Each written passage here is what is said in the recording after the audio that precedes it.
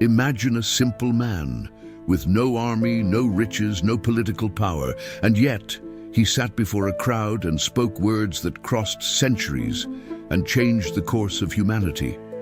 That moment was so powerful that many scholars say, if every religious book disappeared and only the Sermon on the Mount remained, it would still be enough to transform history. Welcome to the channel A Voz de Fe. The Sermon on the Mount is recorded in the Gospels of Matthew chapters 5, 6, and 7, and also briefly in Luke 6. It wasn't just a speech, it was a revelation, a calling, a way of life. Jesus climbs a mountain, as the ancient teachers used to do, and before the people, he begins to teach. The people lived under Roman oppression, waiting for a warrior Messiah.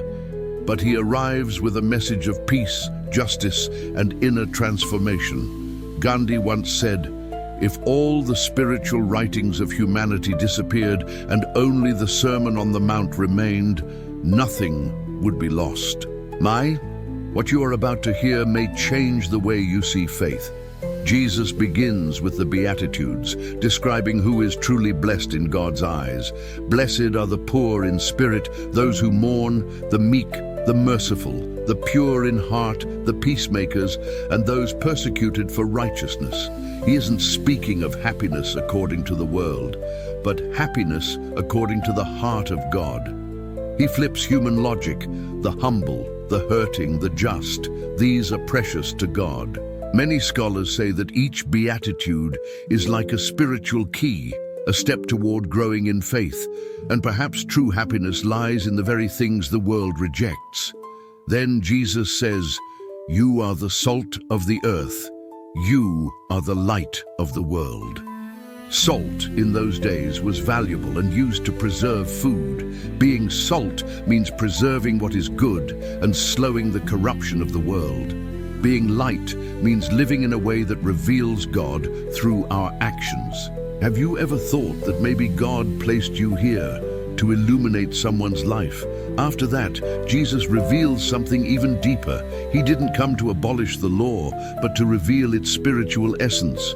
He repeats, "You have heard it said, but I tell you." And then he begins to speak about the heart. "You have heard that you shall not kill, but I tell you that whoever is angry with his brother has already erred. You have heard that you shall not commit adultery, but whoever looks with impure intent has already sinned in the heart." Jesus is not talking about rules, but about inner transformation. True faith is not about appearance, it is about who you are becoming. What comes next may be the deepest point of the sermon. Jesus teaches about prayer and presents the Lord's Prayer. But before teaching it, he says, "Do not use empty words. God does not want speeches. He wants sincerity. And then, when you pray, go into your room, close the door, and pray in secret, and your Father, who sees in secret, will reward you." True prayer happens in the silence of the soul. Perhaps the most powerful prayer is the one no one hears, except God.